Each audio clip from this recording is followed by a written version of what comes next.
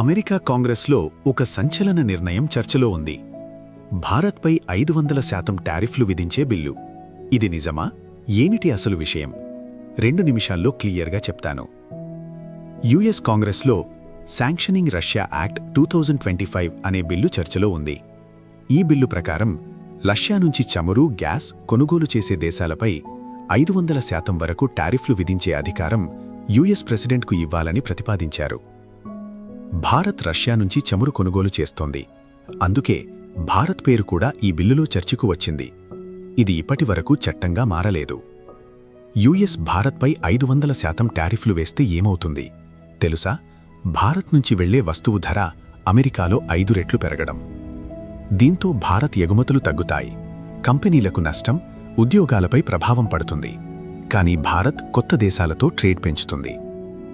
అమెరికాలో వస్తువుల ధరలు పెరుగుతాయి. మొబైల్స్, మందులు ఖరీదవుతాయి.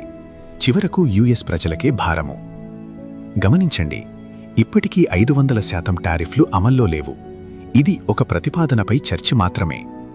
ఇలాంటి అంతర్జాతీయ వార్తల కోసం ఛానల్ సబ్స్క్రైబ్ చేయండి.